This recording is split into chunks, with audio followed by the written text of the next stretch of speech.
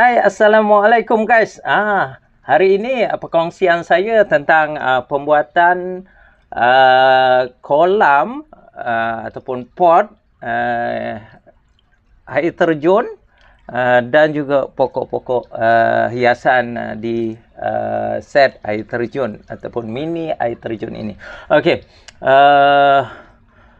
Ini merupakan produk ataupun ini merupakan set air terjun mini yang ke-5 sebenarnya, yang ke-5, di mana yang lain-lain tu saya dah sharekan dalam video-video yang sebelum ini. Jadi hari ini saya nak bercerita tentang pembuatan set air terjun dan juga pot yang saya buat mengambil masa selama 10 hari.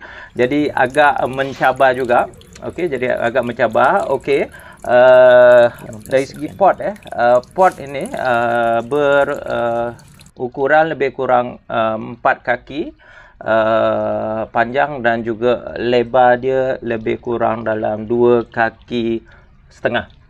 Pot yang saya buat ini saya gunakan coffee table yang oval sebagai mold dan material yang saya gunakan adalah simen dan juga pasir. Maknanya saya beli yang dah siap diadun pasir dan juga simen seberat 25 kilo.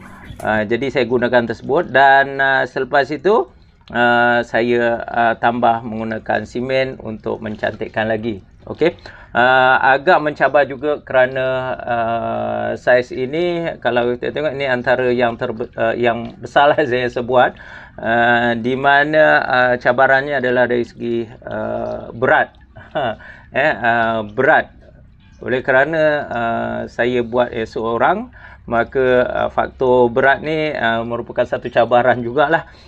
Dan juga bukan mudah juga bila saya nak keluarkan mold ataupun kaca coffee table tadi daripada pot yang saya dah simen ni tadi. Sebab cabarannya first time saya guna, jadi mungkin pengalaman tu tak ada. Jadi hendak mengeluarkan mold tu tadi agak sukar, dia melekat. Jadi saya terpaksa juga keluarkan menggunakan kaedah yang agak orang kata ekstrim, yang agak ekstrim, di mana sehingga bahagian bibir ni ataupun tepi ni pecah juga. So saya buat semula, saya simen semula. Okey, jadi itu tadi bahan dia. Simen dan bertulangkan dengan jaring dawai jaring dawai itu penting supaya ianya tidak pecah. Okey, ni cabaran yang pertama. Okey, selepas itu dari segi batu ni batu ataupun gunung air terjun ini, saya menggunakan polystyrene polystyrene, di mana saya lekatkan polystyrene tadi dengan mencocok lidi, dan kemudian tu saya menggunakan kain-kain buruk supaya simen itu tadi apabila terantuk, katakan terantuk, dia tidak mudah pecah. Jadi polystyrene disatuti dengan simen, tapi di dalam simen ni ada orang kata penguat ataupun pertahanan dia menggunakan kain-kain buruk. Okey. Sebab tu pada awalnya saya buat rendah, tapi tengok memandangkan tak menarik, saya ambil keputusan untuk meninggikan. Saya akan tinggikan. Okey. Ini yang pertama. Yang keduanya sama juga. Ini merupakan batu-batu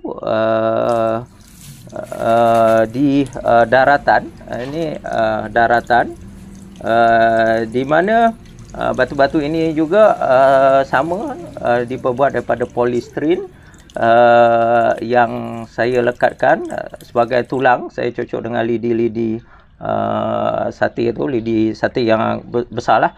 Okey, dan kemudian saya saluti dengan simen. Saya bakar dulu dan saya saluti dengan simen. So kedua-dua ini, selepas tu saya warnakan dia menggunakan pewarna yang saya beli di shopping mall aja. Itu pewarna untuk mural, cat mural tu tadi saya gunakan, dan kemudian saya saluti ataupun saya lapiskan dengan spray clear. Okey, spray clear supaya air tidak mudah terakis dan dia nampak lebih cantiklah berkilat. Okey, alright. So dari segi ni, dari segi hiasan pokok-pokok pula, saya menggunakan pokok-pokok yang saya dah semai, saya dah tanam sebelum ini. Pokok-pokok antaranya pokok-pokok yang saya ambil saja tepi-tepi longkang, dan juga pokok-pokok ada juga yang saya beli. Macam pokok ni saya beli. Okey. Yang lain-lain ni pokok ni beli, pokok eggplant. Okey. Pokok jejawi ni, pokok ni saya kutip di tepi longkang dan saya dah tanam sebenarnya. Okey, jadi saya lekatkan di sini, ini satu. Dan ada beberapa pokok, ini yang pertama, yang kedua, yang ketiga. Okey, 3 pokok dari jenis bucida. Bucida ataupun biasa orang panggil pokok doa tu. Pokok doa di mana saya dah semai dah lama, dan saya dah bentuk menggunakan dawai ni. Saya dah bentuk seolah-olah ala-ala bonsai. Okey, ala-ala bonsai, dan saya tanam. Yang ini pokok yang saya kutip juga tepi jalan. Pokok-pokok ni saya tak tahu apa nama pokok ni. Okey, pokok ni besar dia tepi jalan tu, dan warna bunga dia warna pink, keungu-unguan. Okey, dan yang lain-lain, yang ini kalau kita tengok, ini merupakan, ada orang kata ini pokok buluh perindu. Dia spesies, saya tengok macam spesies rumput, tapi dia seakan-akan bentuk dia seakan buluh yang terlampau kecil ataupun mini. Yang ini saya ambil di sungai, di sungai di dalam hutan. So pokok-pokok ni biasanya di atas-atas batu, di sungai-sungai ataupun di kawasan air terjun.